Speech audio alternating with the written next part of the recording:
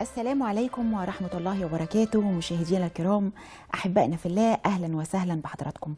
يقول الحق تبارك وتعالى: بسم الله الرحمن الرحيم: واعتصموا بحبل الله جميعا ولا تفرقوا. صدق الله العظيم. الأصل في الإسلام الاعتصام بحبل الله. الأصل في جميع الأديان الوحدة، التماسك.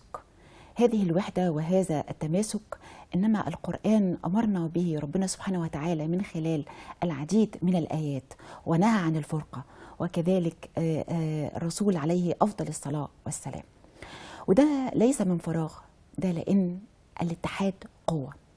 ده مش شعار اتربينا عليه، ولكن التاريخ على مر العصور بيؤكد أن الاتحاد قوة.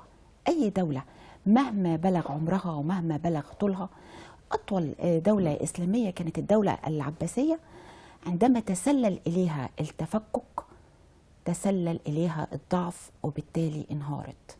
إذن القوة في الاتحاد، والاتحاد قوة. عشان كده ربنا سبحانه وتعالى أكد على هذا المعنى وهذه الوحدة. ربنا يجعل أمتنا جميعا يا رب تتماسك مرة أخرى بحبل الله ولا تتفرق أبدا. نلتقي بكم بعد الفاصل مع ضيفنا الكريم وعن العزة في الإسلام.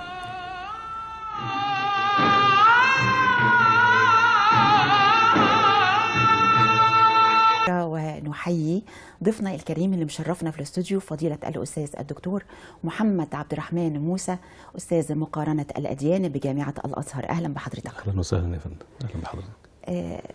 ربنا سبحانه وتعالى بيقول في كتابه الكريم: واعتصموا بحبل الله جميعا ولا تفرقوا. صدق الله العظيم. يمكن من أهم الابتلاءات أو المصائب التي ابتليت بها الأمة الإسلامية هي الاختلاف والفرقة على مر العصور.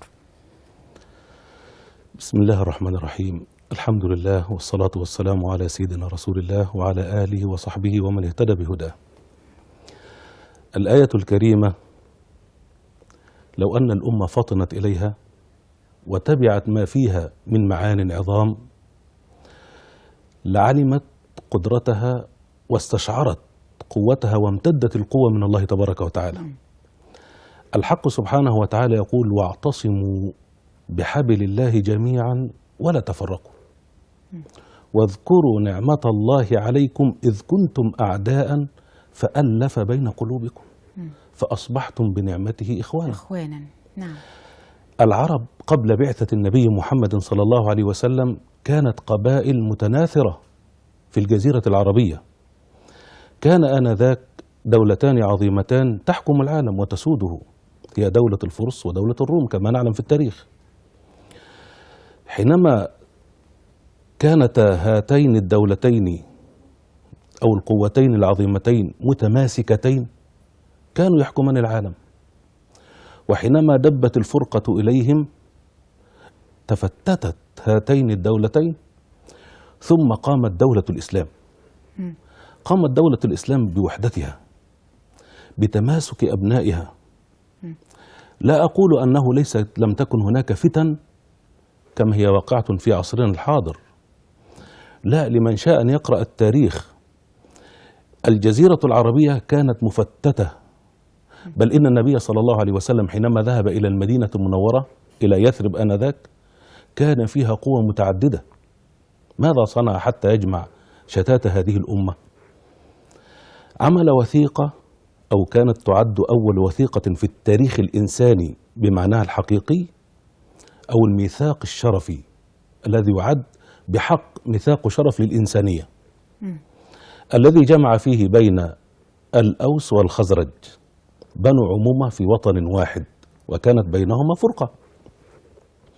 ثم جمع بين المهاجرين والأنصار وآخى بينهم، ثم آخى بين الأعاجم وبين العرب من بني جلدتهم من آمنوا كصهيب الرومي وسلمان الفارسي وغيرهم.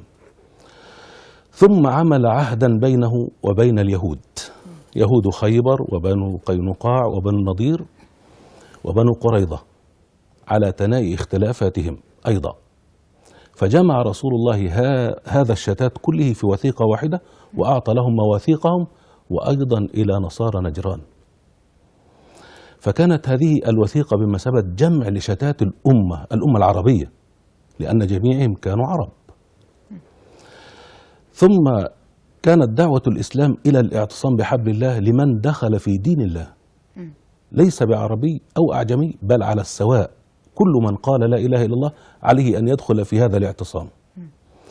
وتذكروا أيتها الأمة المسلمة أنكم كنتم قبل ذلك أعداء، فألف الله بين قلوبكم.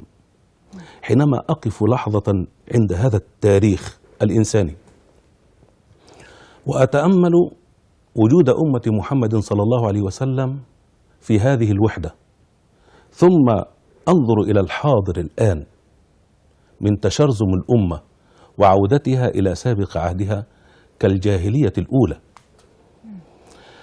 بيد أن رسول الله صلى الله عليه وسلم جعل لهذه الأمة مكانة عظيمة، فكان هو في مهده يرسل برسائله إلى الروم وإلى الفرس ويقول لهم ادخلوا في دين الله، ويقول لمن يرسل إليهم أسلموا تسلموا. وهذا مصدر قوة، رسالة فيها قوة. نحن الآن لم نعتصم بحبل الله. لو يعني الاعتصام بحبل الله، أنا عايزة حضرتك مزيد من التفسير والشرح للاعتصام بحبل الله. أولا، ما هو حبل الله حتى نعتصم به؟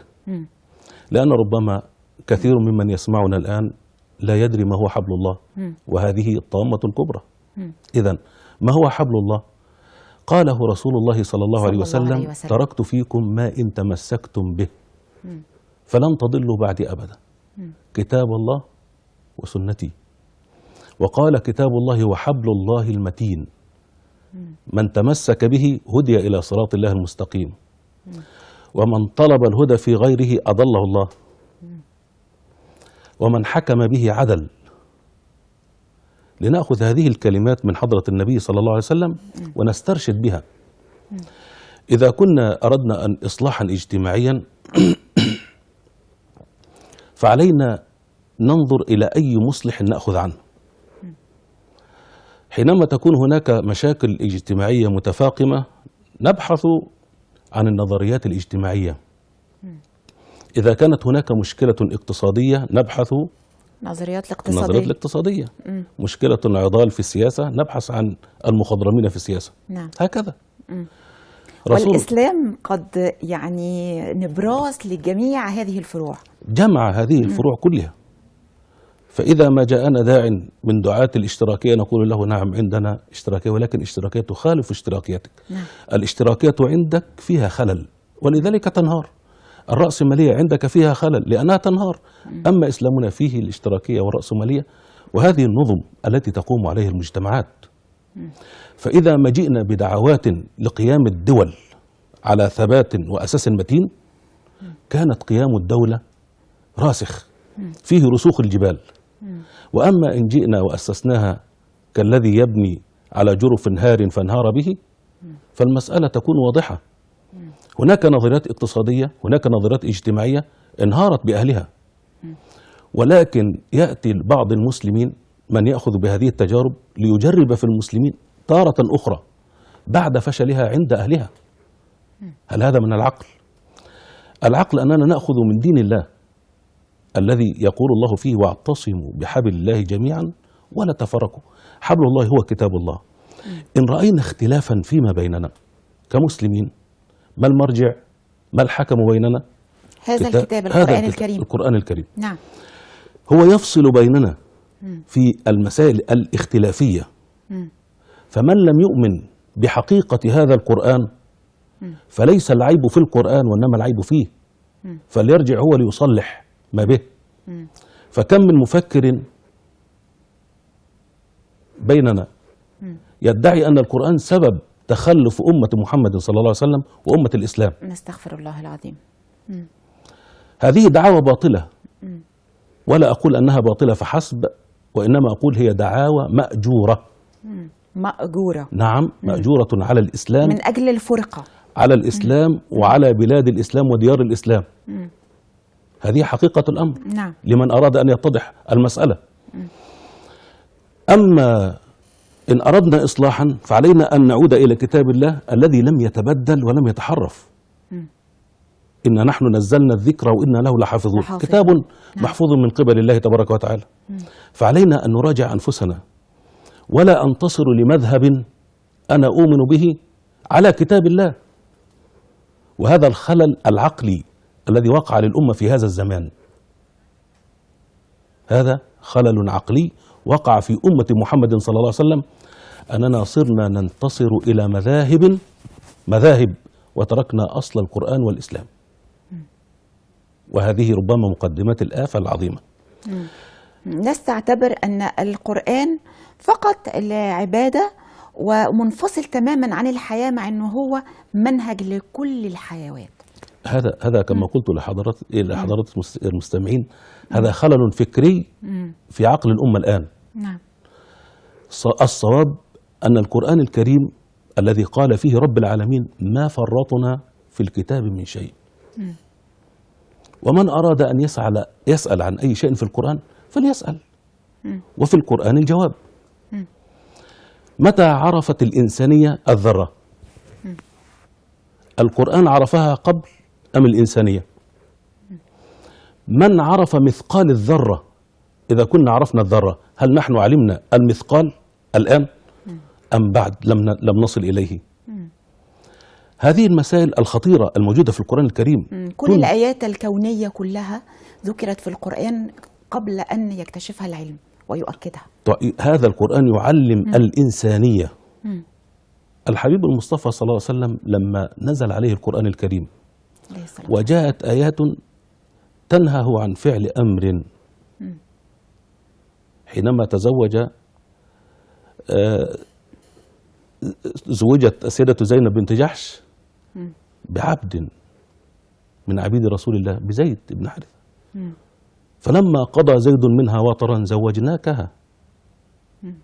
المسألة هنا حكم ما استطاع رسول الله أن يفلت منه، مع أنه كان يجد في نفسه حرج، لكن القرآن يرفع عنه هذا الحرج، فجاء القرآن ليضع المسألة في أصلها.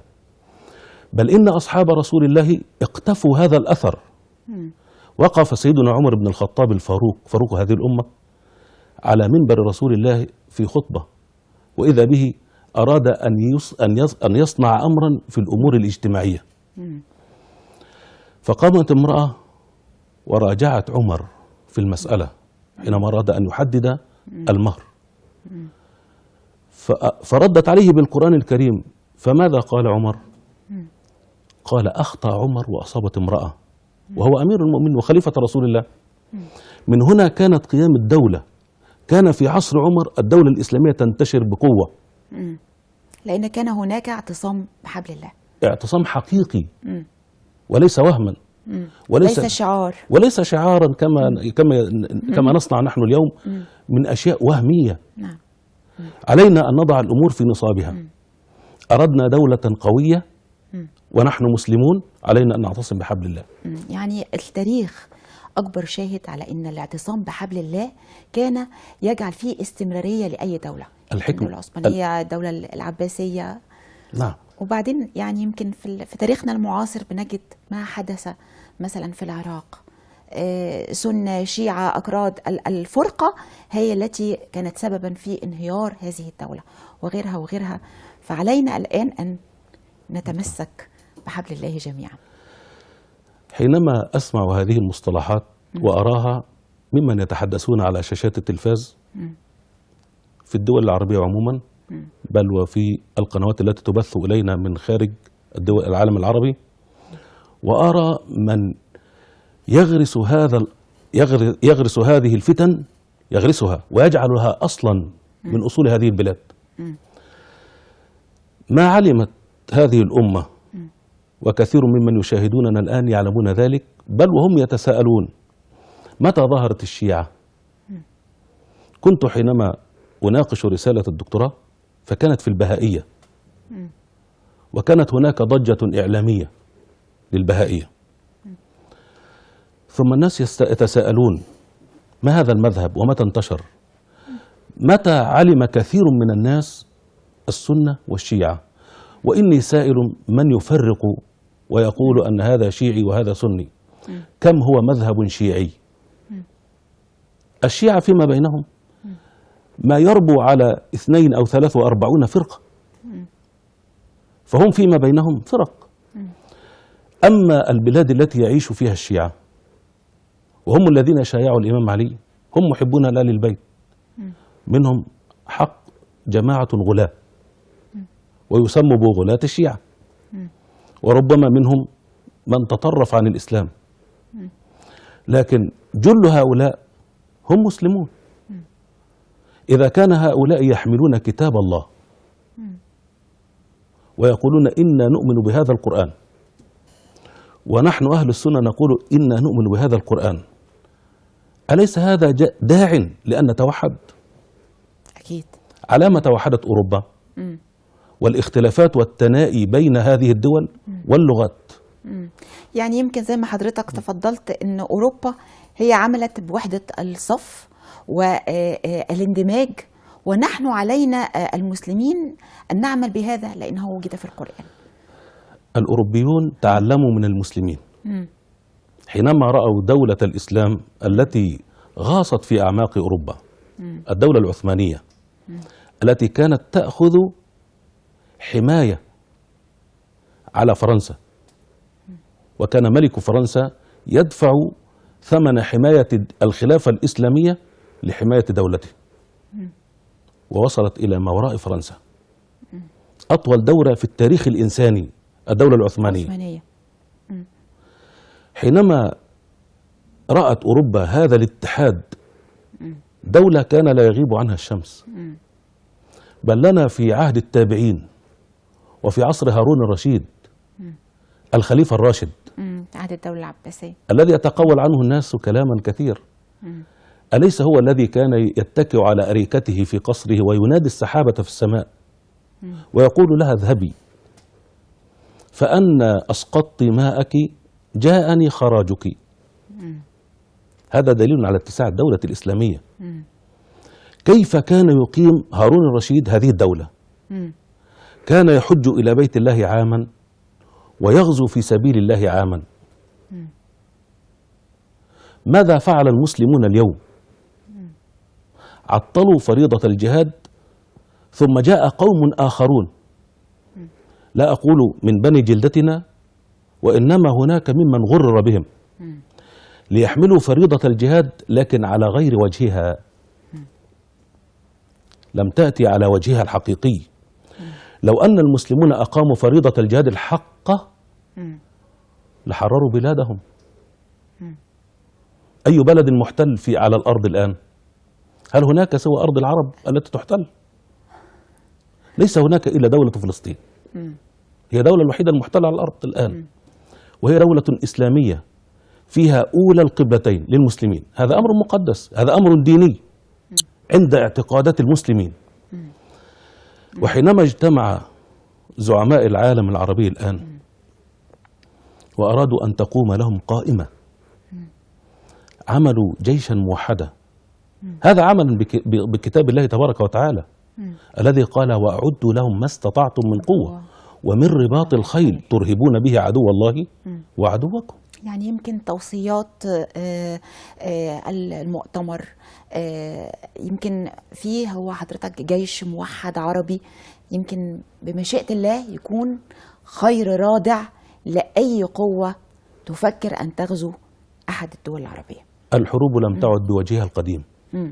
هناك أشكال متمشية مع العصر. ما نسمع به من الحروب، حروب الجيل الثالث والرابع والخامس والطابور الخامس إلى غير ذلك. في زمننا هذا هناك عالم يسمى بعالم الجاسوسية. حينما قامت الدولة في الأندلس كيف انهارت هذه الدولة؟ هل بالتجسس الذي هو معلوم في حاضرنا الآن؟ لا، بل أقاموا في العالم الإسلامي أمورا تبعدهم عن دينهم، أي أخذوا بلب هذه الدولة ونشروا فيها الفساد حتى غاب عنهم الوعي الديني. انتشار الإسلام على يد طارق بن زياد لأشبيلية وفي الأندلس وغرناطة وما إلى ذلك استمر سنوات طويلة، يعني يمكن أكثر من 800 عام. نعم. كان في كل وقت زي ما حضرتك بتتحدث عن التجسس يرسلوا يشوفوا مدى التمسك بالدين. نعم. لكي يستردوا مرة أخرى هذه الدولة الإسلامية القوية.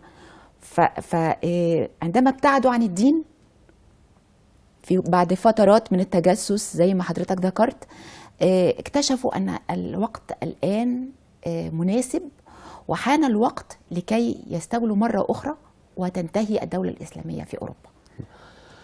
حينما احتل المسلمون أو فتح المسلمون الأندلس، نعم. ماذا صنعوا فيها؟ جعلوها حاضرة العالم الإسلامي، بل هي حاضرة العالم بأسره بالعلوم الإسلامية وما قبلها من العلوم القديمة التي نعم. طورها علماء المسلمين. نعم. فكانت حاضرة العالم بالتمسك أيضا على نفس الخط بالتمسك بحبل الله، لأن حبل الله فيه العلم، لأن نعم. حبل الله فيه العلم، وهم نعم. أخذوا بأسباب العلم فتقدموا وصارت دولتهم دولة متحضرة. كان أبناء الغرب يأتون ليتعلموا عند أبناء المسلمين أو في دولة الإسلام. كان ملوك الغرب يبحثون ببناتهم إلى بلاد المسلمين ليتعلموا ويأتمنونهم على شرفهم. أي أن الدولة في الأندلس، الدولة الإسلامية في الأندلس كانت تقوم لنفع البشرية، وليس هناك من يخالف هذا القول. فلم نجد حينما أقيمت الدولة أو الخلافة الإسلامية في الأندلس أنهم تجنوا على أحد أو قتلوا أحدا ظلما، وإنما أقاموا العدل. ومن اعتصام بحبل الله هذا أول دعوة للإسلام التوحد، الوحدة، الاتحاد. نعم. جاء رسول الإسلام بكلمة كان يقولها لأهله: قولوا أشهد أن لا إله إلا الله تدين لكم بها العالم أو العرب والعجم. هذا المصطلح الذي كان يقوله رسول الله: قولوا لا إله إلا الله تدين لكم بها العرب والعجم. لأنهم إن قالوا لا إله إلا الله أنهم ينفون ما كانوا يعبدون من آلهة، فيتوحدون أمام عبادة إله واحد. ففي وحدة هذه العبودية تكون أبدانهم كلها متحدة إلى اتجاه واحد، وبالتالي يتجهون ويتبعون كتابا واحدا ونبيا واحدا ورب واحد، فتصبح أمة واحدة.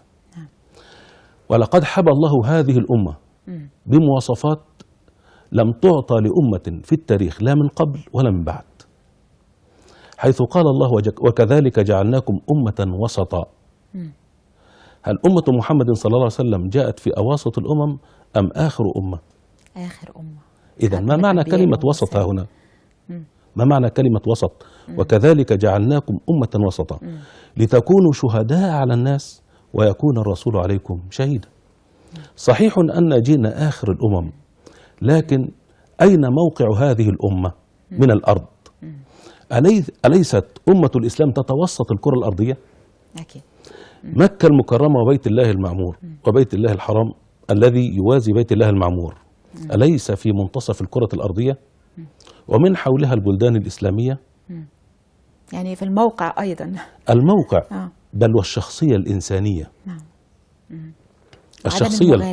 الشخصية العربية في طبعها، والشخصية الإسلامية في طبيعتها وسجيتها وفطرتها التي فطرها الله عليها، أنها لا تحب الاعتداء. لأننا إن أردنا أن نؤصل للمسألة أيضا ذهبنا إلى العرب قبل الإسلام.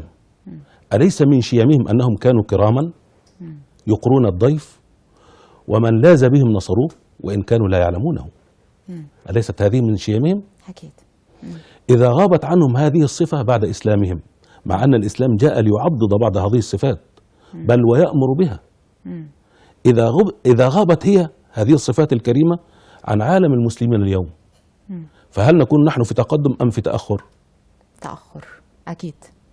احنا حضرتك يعني عايزين ناخد دروس من خلال هذا التاريخ، من خلال ديننا، ولكن بعد الفصل إن شاء الله. اللهم لك الحمد أنت نور السماوات والأرض. أخرى ونجدد الترحاب بفضيلة الشيخ الأستاذ الدكتور محمد عبد الرحمن موسى، أستاذ مقارنة الأديان بجامعة الأزهر. أهلا بحضرتك. أهلا وسهلا. كنا توقفنا أن كيف نتخذ من التاريخ من بداية ظهور الإسلام وحتى الآن الدروس المستفادة كي تعود الأمة العربية الإسلامية مرة أخرى أمة واحدة قوية متماسكة. الحمد لله والصلاة والسلام على سيدنا رسول الله. نفعل ما فعله رسول الله صلى الله عليه وسلم حينما وضع رسول الله وثيقة المدينة، وجاء أحد أفراد قبيلة أو عشيرة بنو قينقاع أو بنو النضير وأرادوا أن يهدموا هذه الوثيقة. حينما نقضوا عهدا واحدا منها ما انتظر عليهم رسول الله، ولو استثني هذا لهدمت هذه الوثيقة ولما قامت للأمة الإسلام قومة، لما كانت لهم دولة. حينما جاء اليهودي إلى المرأة المسلمة واعتدى عليها وهو يمازح أصحابه وأقرانه وشبك ثوب المرأة إلى أعلى، فحينما قامت فانكشفت سوءتها فقام أحد المسلمين إلى قتل هذا اليهودي، فاجتمع اليهود عليه فقتلوه، فقام رسول الله بإجلاء هؤلاء القوم. إذن نستخلص من هذه العبارة إقامة دولة القانون. لكن أي قانون يقام؟ من إذا سرق الشريف تركناه وإذا سرق الضعيف أقمنا عليه الحد، لن تقوم دولة. إنما إذا أردنا أن نقيم دولة متماسكة مترابطة علينا أن نجعل لها ضوابط لأفرادها، لأن المجتمع الإنساني كلما كثر عدده كلما كثرت مشاكله، فلا بد له من ضوابط. كلما كثرت الأخطاء إن وضعت الضوابط قلت الأخطاء، قلت، انعدمت. لأنني إن رأيت أنني إن فعلت أمرا عوقبت عليه وأخذت حقي عقابا لن أقدم عليه. لو أن القاتل يعلم أنه سيقتل، هل سيقدم على القتل؟ لا يقدم. المسألة هكذا. الحق سبحانه وتعالى في القرآن الكريم يقول: ولكم في القصاص حياة يا أولي الألباب. طب نستأذن حضرتك، معانا تليفون الحاج عبد العزيز معانا. أهلا وسهلا. السلام عليكم. السلام ورحمة الله وبركاته. أهلا وسهلا يا حاج، اتفضل. من فضلك عاوز الفلوس اللي بنحطها في البنك وبتطلع مبلغ شهري، هذا المبلغ حلال ولا حرام؟ وهل يجوز ان انا اعمل منه صدقة جارية؟ يعني حضرتك بتقصد ريع الوديعة او ريع اي دفتر توفير، حضرتك تقصد كده؟ ايوه. اتفضل حضرتك، سمعت السؤال؟ اتفضل. شكرا يا حاج. فضيلة الشيخ هيرد على حضرتك. ويعني موضوع البنوك وفوائد البنوك طبعا يعني هو كي يطمئن قلبه، بس كي يطمئن قلبه. هو الحاج عبد العزيز عارف الإجابة مسبقة، لأنه سأل فيها تكرارا ومرارا. الآن مسائل فوائد البنوك هو يتحرج من مسألة الربا، لكن ما هو الربا؟ باختصار هو استغلال حاجة المحتاج. هل البنك استغل حاجة الحاج عبد العزيز أم لم يستغلها؟ أم أن الحاج عبد العزيز عنده وفرة من مال وربما لا يستطيع هو أن يتصرف فيه فاستودعه البنك؟ ثم ما القيمة الحقيقية التي يعطيها البنك إليه؟ هو هامش، يسمى هامش ربح، هامش ربح بسيط. أرى والله أعلم أن المسألة ليس فيها حرج، لأنه بذلك يفدي نفسه في زمن كثرت فيه الفتن. نعم. هو من باب المحافظة على نفسه يستودع. والصدقة الجارية حاج عبد العزيز: إن الله طيب لا يقبل إلا طيبا. إن اطمأن قلبك إلى هذا المال فاصنع منه صدقة جارية، وإلا فلا تفعل. جزاك الله خير. وجزاك. شكرا. بالتالي الإجابة كده واضحة. نعود مرة أخرى لنعمة الوحدة في الإسلام. يعني نقدر نقول إن احنا حاليا أمام غزو كبير للفرقة التفرقة ليس بشكل مباشر ولكن بشكل غير مباشر، سواء بين الدول العربية جميعا أو سواء داخل كل دولة لوحدها. كان الأول شكل الغزو واضح، الاحتلال، الحرب المعلنة، ولكن اختلفت الوجوه حاليا، فالكثير منا لا يتنبه إلى ذلك. سؤال جيد وعظيم، لكن يجب على السامع ربما آتيه بإجابة لم تخطر له ببال. لما تعددت أوجه الحروب؟ لما لم تأتي الحروب على وجهها القديم؟ حينما كان أعداء الإسلام يواجهون المسلمين وجها لوجه بالسيف، أو إن شئت قولي بالجيوش الآن، فلم يستطيعوا على مجابهة المسلمين. ولا أقول ذلك في الماضي بل وفي الحاضر. أعداء الإسلام فطنوا إلى هذه المسألة وعلموا أنهم لا سبيل لهم إلى النصرة على المسلمين بهذه الحرب، أي حرب المواجهة. وإن جيشوا الجيوش وإن جمعوا الدول واتحدوا على المسلمين فلن يستطيعوا أن ينتصروا. فبدأوا يفكروا في مسائل غزو بشكل معين، وأكثر تأثيرا وأقوى تأثيرا، بل وأقل خطرا عليه. نعم، أقل خطرا، تمام. هم يفعلون ذلك بالمسلمين بأيديهم. هم فطنوا إلى آية في القرآن الكريم في قول الله تبارك وتعالى في أعداء الإسلام يخربون بيوتهم بأيديهم وأيدي المؤمنين فاعتبروا يا أولي الألباب. هم اعتبروا بهذه الآية والمسلمون لم يعتبروا. حينما أدخل هؤلاء هذه الفلسفة الجديدة في الحروب، أنني حتى أهزم عدوي عندنا مقولة مشهورة يعلمها القاصي والداني: فرق تسد. نعم. وهناك سياسة خطيرة تعلمها البشر قديما ويمارسونها حديثا، مسألة التجويع. التجويع، نعم، سياسة خطيرة، تجويع الشعوب لإخضاعها وإذلالها. فإذا ما جعل الإنسان لا يستطيع أن يفكر، كل تفكيره وهمه في أن يطعم. اتبعوا هذه السياسة مع الشعوب العربية والإسلامية، فظهرت بهذا المظهر الذي نحن فيه، حتى صرنا نستورد من عند غيرنا كل ما يستلزمنا، حتى في أدق حاجاتنا التي نحتاج إليها يوميا. هل هذا لقلة عقول أبناء المسلمين؟ هذا نوع من أنواع الحروب، هذا نوع فيه حرب اقتصادية وحرب تدميرية للمجتمعات، لأنني إن لم يكن عندي مصانع واعتمدت على أني أستهلك وكنت مستهلك فأنا أبيد وطني، لأن لن تقوم لي قائمة. إن أردت أن أبني بناية وأشيدها كيف تبنى؟ أليس بعلم الهندسة وبعلوم الحسابات؟ فإن لم يكن عندي المهندس الماهر هل أستطيع أن آتي إلى جس التربة التي أبني عليها وصنع هذا المبنى أو تشييده بدون علم؟ سينهار فوق رأسي. هكذا. فأنواع الحروب مختلفة.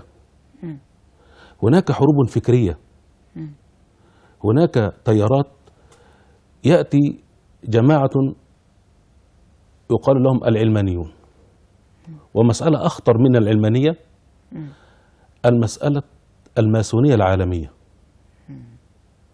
وهذا الذي ينخر في عظام الأمم. لا أقول أمة الإسلام وحدها، وإنما هم أخذوا منحى لهم يسيرون هم عليه، وغايتهم في هذه المسألة أن يسودوا العالم ويتحكموا فيه، أن يقيموا حروبا هنا ويخمدوا حروبا هنا ويستطيعوا أن يتحكموا في ذلك في العالم. هذه الحروب سواء كانت الفكرية أو الاقتصادية أو العبث الاجتماعي، هناك عبث اجتماعي وخلل حتى صارت الأسرة الواحدة مفككة. يعني حضرتك هنبدأ بقى من أول أصغر خلية في المجتمع ككل. نعم. منها هنا، لأنني إن أردت أن أقيم بناية إنما أضع طوبة فوق طوبة، نعم، واحدة فوق الأخرى. تمام. فصاروا 2 ف3 ف4 إلى مليون وحدة بنائية، وحدة من وحدات البناء. لو أني أحسنت الرابط بينهم كان البناء قويا، وإن وضعت ذلك على خواء فلن يتماسكوا. ولذلك يشير سيدنا رسول الله صلى الله عليه وسلم المؤمن للمؤمن، المؤمن للمؤمن كالبنيان يشد بعضه بعضا وشبك أصابعه. تمام. ويقول صلوات ربي وسلامه عليه: مثل المؤمنين في توادهم وتراحمهم وتعاطفهم كمثل الجسد الواحد إذا اشتكى منه عضو تداعت له سائر الأعضاء بالسهر والحمى. إن كنا كذلك كنا مجتمعا مترابطا. أما إن كان المجتمع متفكك ما بين الزوج وزوجه فمن أن يأتي الترابط الابن. أما إذا كانت الوحدة والتلاحم ما بين الزوج وزوجه متأصلة فإن الولد يلوذ بهما، فتصبح قوة الأسرة في قوة العائلة، في قوة الحي، في قوة المدينة أو القرية، في قوة الدولة، في قوة الأمة. وقوة أيضا في الاطمئنان النفسي، يعني في بنيان نفسي راسخ يستطيع أن يبني أمة قوية متقدمة. لقد عشنا ذلك، عشنا هذا الترابط. رسول الله صلى الله عليه وسلم يقسم لأصحابه: والله لا يؤمن، والله لا يؤمن، والله لا يؤمن. ففزع الصحابة وقلنا: من يا رسول الله؟ قال: الذي لا يأمن جاره بوائقه. جاره بوائقه. الجار ها هنا من؟ أول جار يا رسول الله يقول: ما زال جبريل يوصيني بالجار حتى ظننت أنه سيورثه. كيف يتعامل الجيران مع بعضهم البعض؟ هل يعلم الجيران بعضهم البعض؟ بل وإذا ما كانوا يعلمون، بل وأقارب، ربما كانت هناك بعض المنازعات بينهم. وهذه التي حذر منها رسول الله الذي قال إنها ستكون الحالقة، لا أقول تحلق الرأس وإنما تحلق الدين. ده حضرتك لو أقارب وجيران إفساد ذات البين، صلة رحم وجيران الاثنين في وقت واحد. إذا ما فهمنا ديننا تعاملنا بهذا المنطق فكنا متلاحمين مترابطين كما شبك رسول الله أصابعه.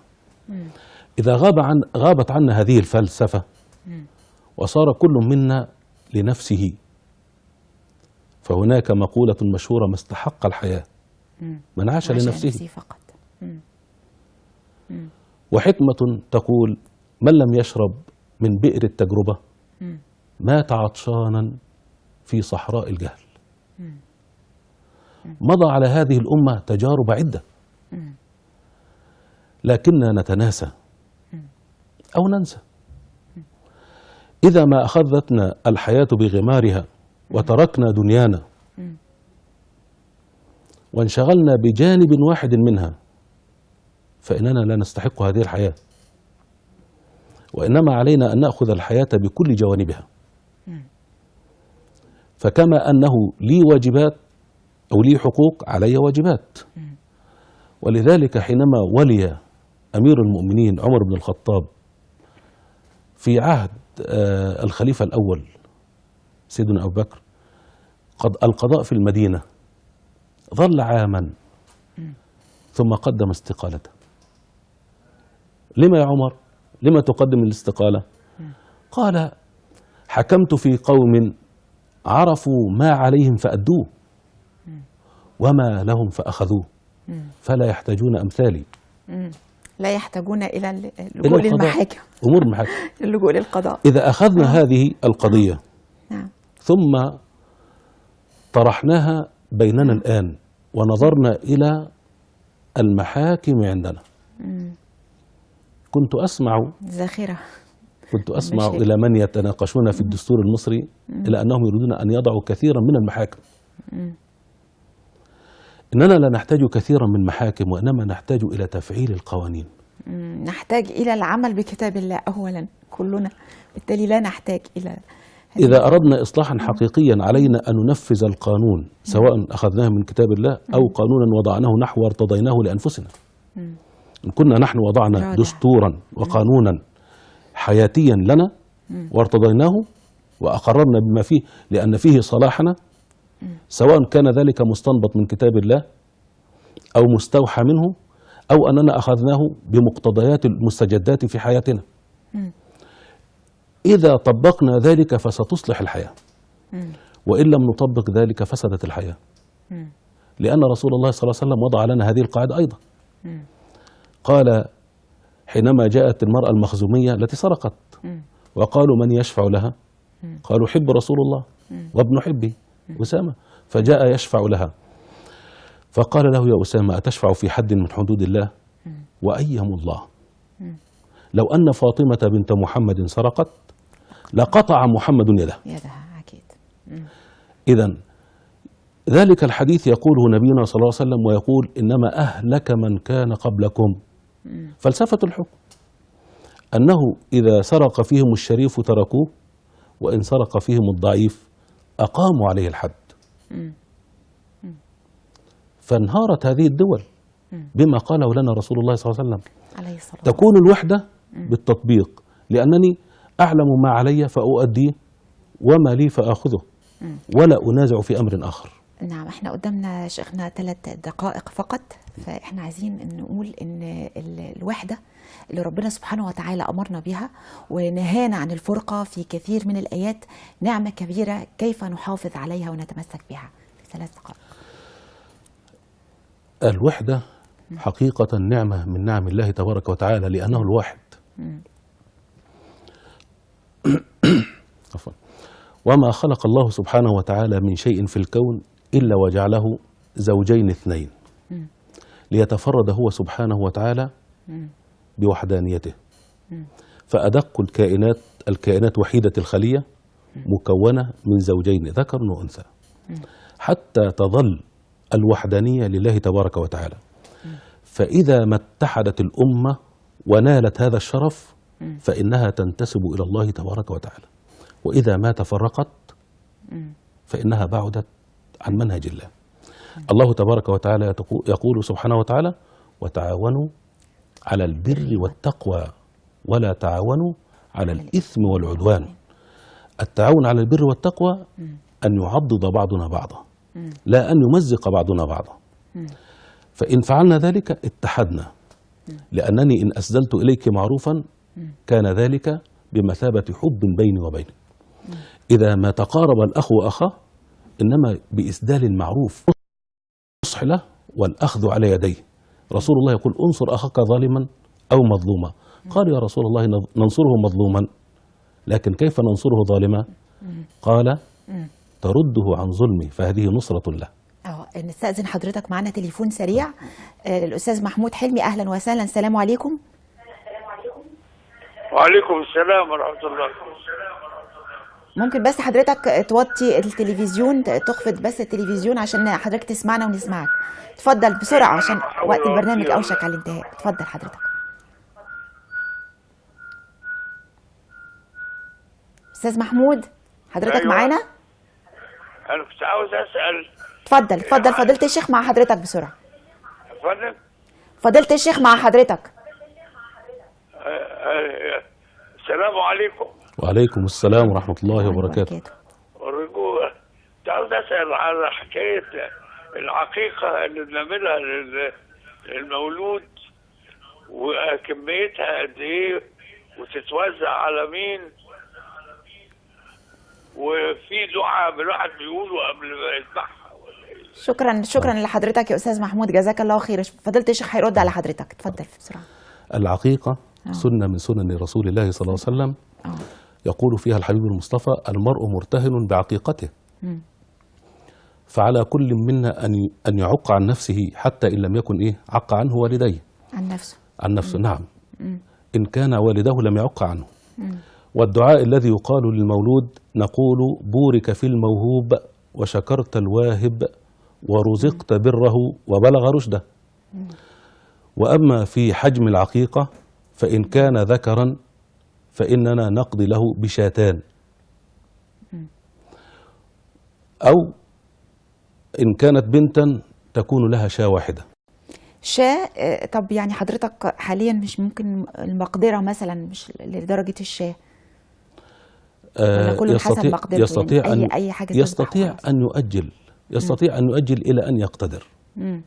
لكن رسول الله يقول المرء مرتهن بعقيقته، ليست فورية. توزيعها حضرتك بشكل سريع؟ توزيعها أن تقسم وأن تقول للقصاب أي الجزار ألا يكسر فيها عظما كثير، وعليه أن يفصص العظام وأن تطبخ وأن يكثر من مرقها وتوزع على المساكين ويطعم بها، وممكن أهل البيت أو والأحباب والجيران والأقارب. نشكر حضرتك شكرا جزيلا. مع للأسف وقت البرنامج انتهى. شكرا لحضرتك. بنشكر فضيلة الأستاذ الدكتور محمد عبد الرحمن موسى، أستاذ مقارنة الأديان بجامعة الأزهر، وبنشكركم مشاهدينا الكرام، وإلى اللقاء في حلقة قادمة بإذن الله. طابت أيامكم بذكر الله سبحانه وتعالى. شكرا لكم والسلام عليكم ورحمة الله.